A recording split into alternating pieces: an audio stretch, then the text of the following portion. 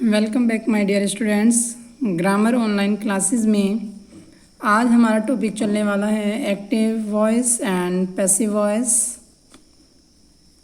Active voice और passive voice को जानने से पहले सबसे पहले आपको जानना होगा कि वॉइस किसको कहते हैं, what is a voice.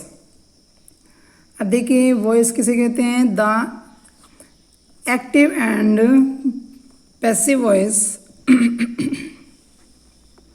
the active voice and passive voice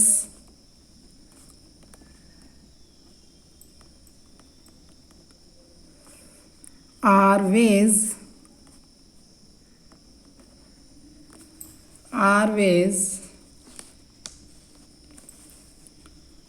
of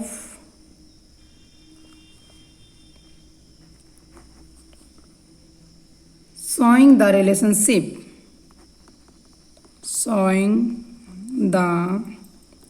relationship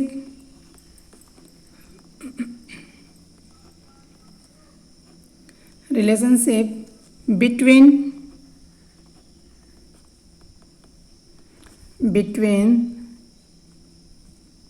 the doer and the receiver.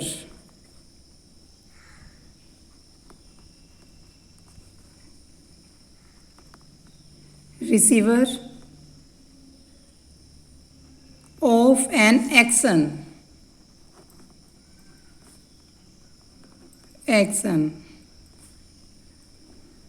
ठीक है बेटा। बट देखिए in the active voice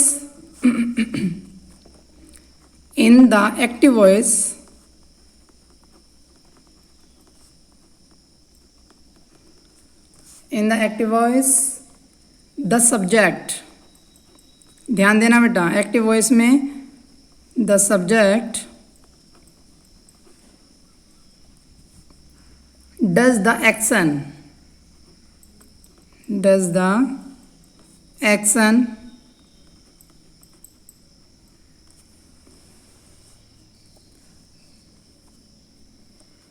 denoted by the verb,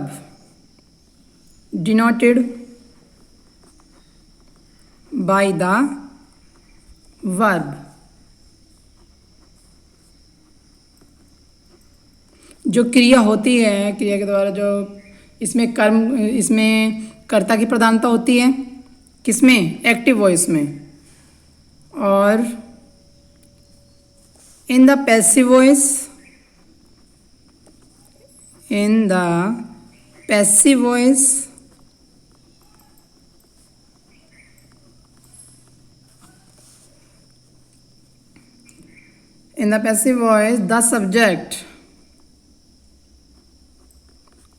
subject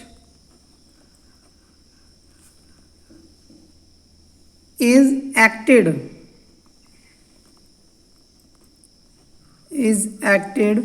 upon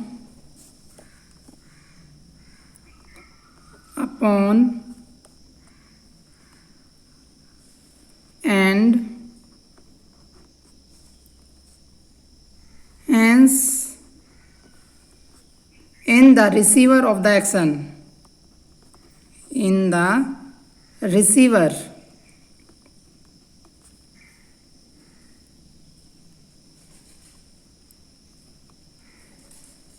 receiver of the action.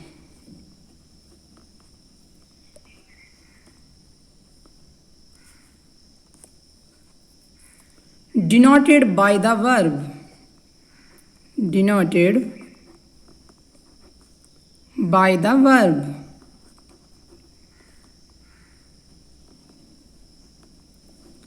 ठीक है बेटा। अब देखिए इसमें एक्टिव वॉइस में तो प्रधानता होती है सब्जेक्ट की, क्लियर।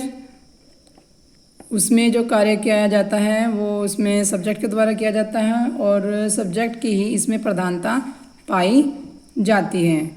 लेकिन पैसिव वॉइस में पैसिव वॉइस में होती है कर्म की प्रधानता। ठीक है बेटा, इसमें होती है कर्म की प्रधानता।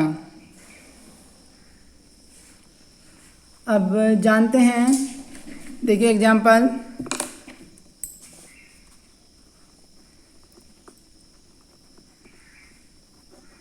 एग्जाम्पल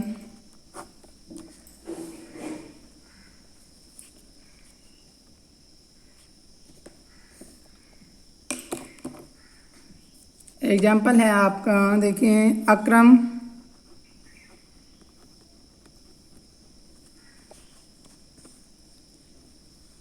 अक्रम पेंटेड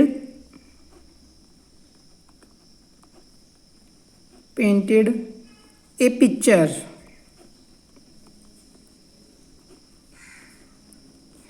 ये किस फॉर्म में है बेटा? ये है आपका एक्टिव वॉइस फॉर्म में। एक्टिव वॉइस एक्टिव में है ये। अब इसको हमें पैसिव बनाना है। पैसिव बनाने के लिए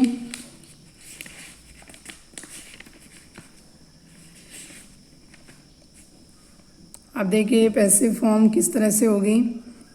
ए पिक्चर, सेंटेंस वही है लेकिन एक्टिव में सब्जेक्ट मेन होगा और पैसिव में ऑब्जेक्ट।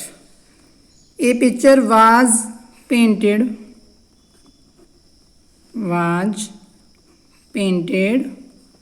बाय अक्रम।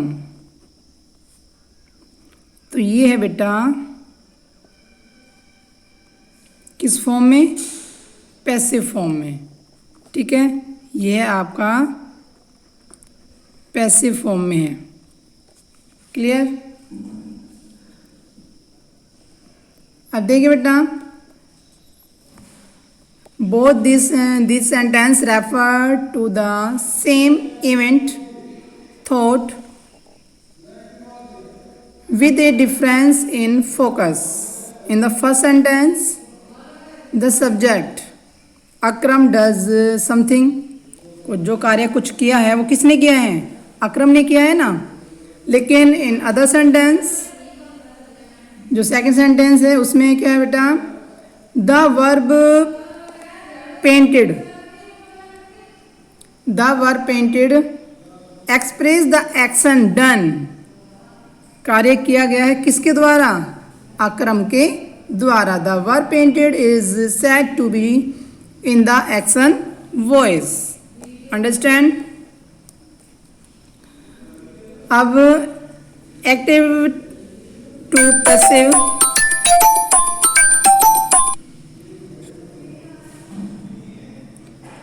अब देखिए बेटा,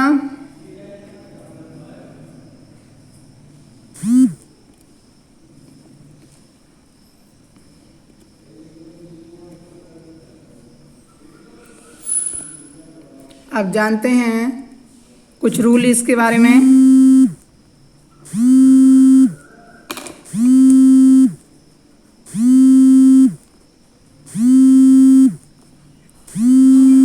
एक्टिव टू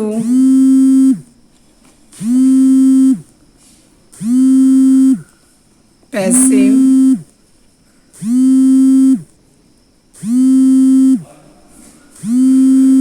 कन्वर्शन। तो इसमें कुछ रूल दिए गए हैं बेटा। अब वो रूल जानेंगे कि एक्टिव को पैसिव वॉइस में चेंज करने के लिए किन रूल को हमें फॉलो करना पड़ता है। अब देखते हैं rule 1।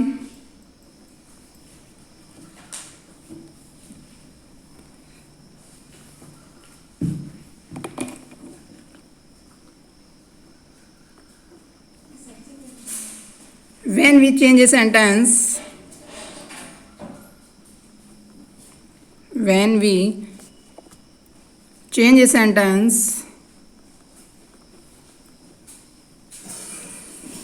in the active voice,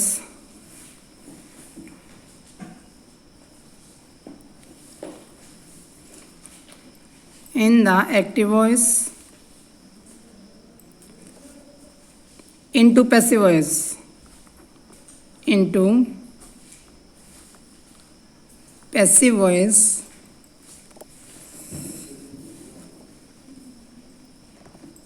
The object of the sentence,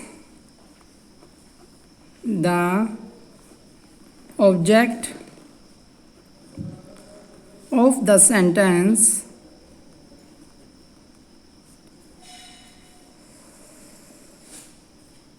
becomes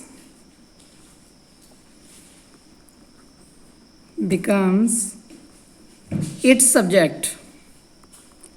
तो क्या समझे बेटा, जो आपका एक्टिव वॉइस में ऑब्जेक्ट होता है उसको हम क्या बना देते हैं, सब्जेक्ट बना देते हैं। क्लियर। अब आते हैं नेक्स्ट पॉइंट पर।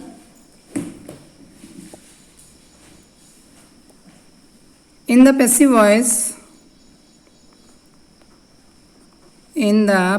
Voice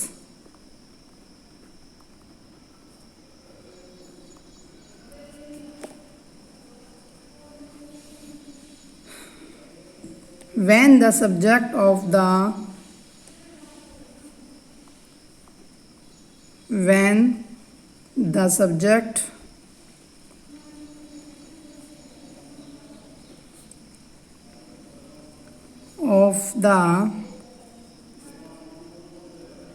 active sentence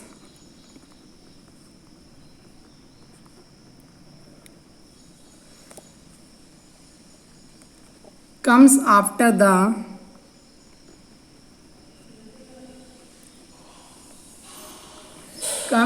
the verb,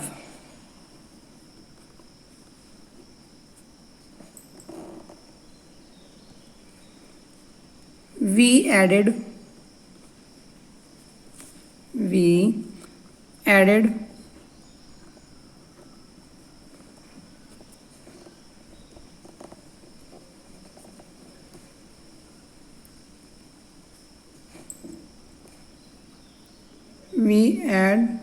by before it,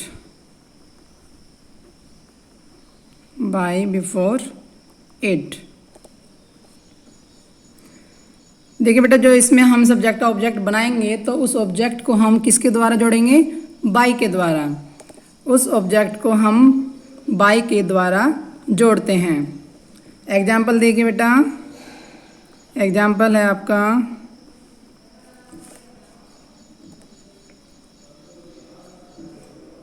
जो आपने ऊपर दिया था मैंने एग्जाम्पल, उसी एग्जाम्पल को ले लीजिए। ए पिक्चर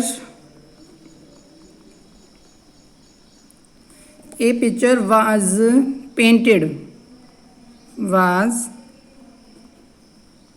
painted by अकरम।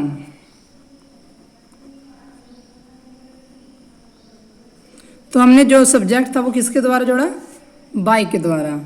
ठीक है, तो सब्जेक्ट का ऑब्जेक्ट बन जाता है और ऑब्जेक्ट का सब्जेक्ट बन जाता है पैसिव वॉइस में, और उस ऑब्जेक्ट को हम बाय के द्वारा जोड़ देते हैं। अब आते हैं नेक्स्ट रूल पर। नेक्स्ट रूल क्या है हमारा,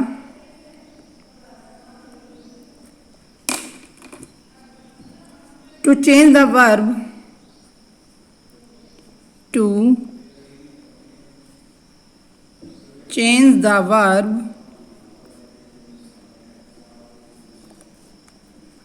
into the passive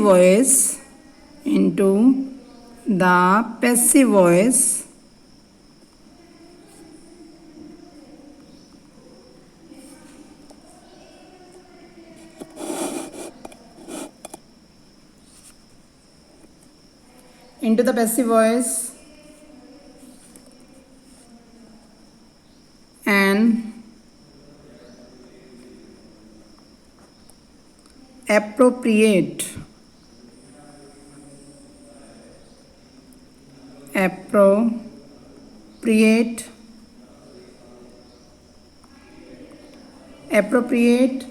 form of the verb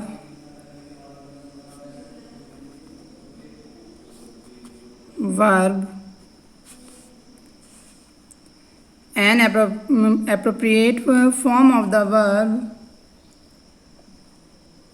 be is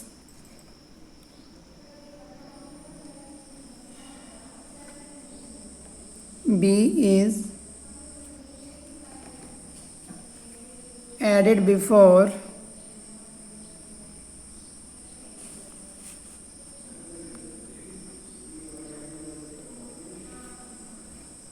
the main verb.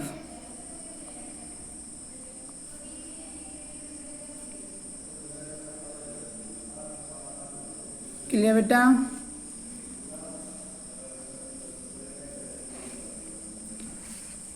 अब नेक्स्ट रूल है आपका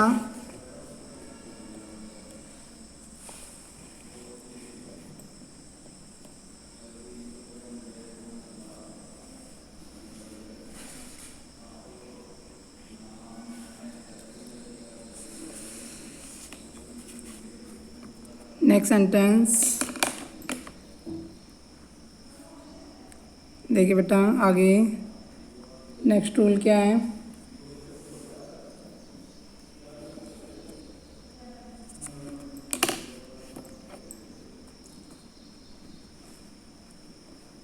एक्टिव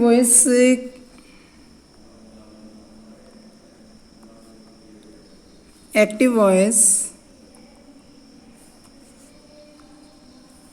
के वाक्य की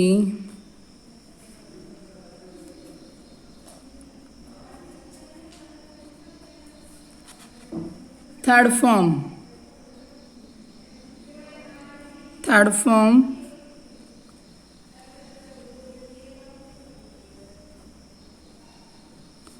का प्रयोग किया जाता है।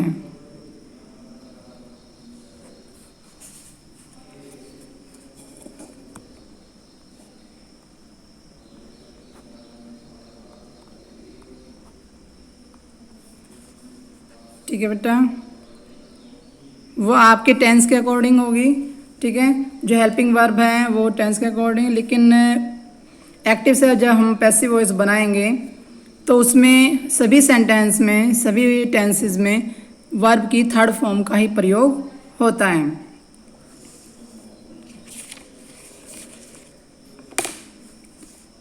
जो ये रूल बताए गए हैं बेटा उनको आपको नोट डाउन करने हैं और अच्छे से रिवाइज करने हैं।